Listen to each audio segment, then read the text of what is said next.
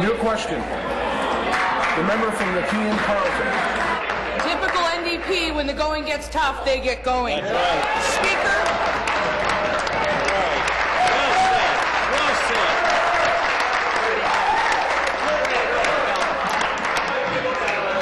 I even had the Liberal applauding me on that one, Speaker.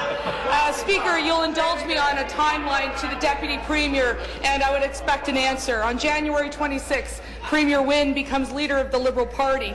On the 28th, she meets with the leader of the official opposition asking to stop the gas plant probe. On the 30th of January, she leads the Liberal caucus in a caucus meeting. On January 31st, she meets with the Premier, Dalton McGuinty, to assume leadership as Premier-elect. On February 4th, an IT Services Cabinet Office officer provides David Livingston's executive assistants with a global administrative password. On February 6th, Laura Miller, Deputy Chief of Staff, has computer access. From February 7th, she then has her computers access. And between February 6th and March 20th, when Premier Wynne is Premier of Ontario, there is access to a wipe 24 hard drives clean. On Thursday, March 27, 2014, I asked them if we could have Premier Wynne's hard drives. She refused to give it. Thank you.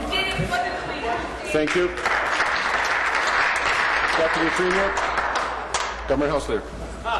Mr. Speaker, let me ask the honourable member to recall another date. In fact, the Leader of the Opposition remembered February 11th, Mr. Speaker, when Premier Wynne was sworn in as Premier in this very chamber with the Leader of the Opposition present. The fact of the matter is, Mr. Speaker, this dog doesn't hunt. February 11th was when Kathleen Wynne became Premier. But, Mr. Speaker, let's go beyond that, Mr. Speaker, to look at the document that was released, that was made public last Thursday, the court document. It makes very clear, Mr. Speaker, that there are allegations, serious allegations, not proven, Mr. Speaker, against the former Chief of Staff, Mr. Livingston, of Premier McGuinty, about actions that took place under his watch. Mr. Speaker, I can continue quoting.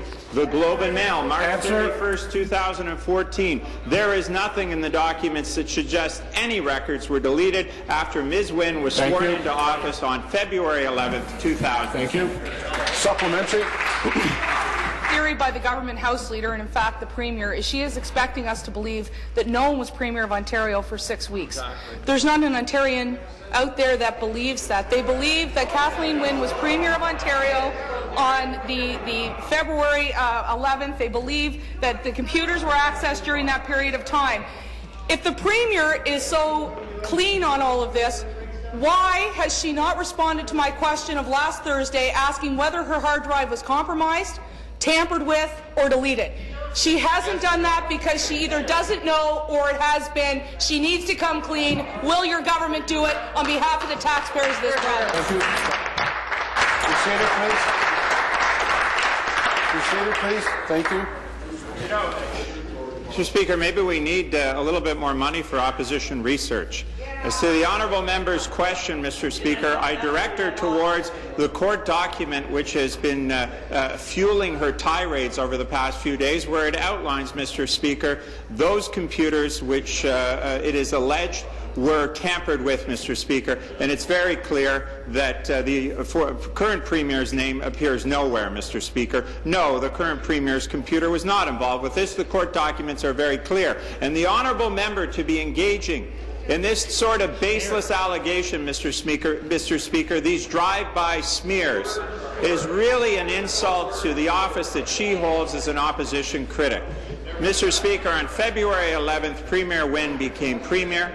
Before that, Premier McGuinty was Premier, and the court documents make very clear, as the media reports have outlined, that the allegations in question are about his former Chief of Staff, Mr. Livingston. Thank you. New question. The member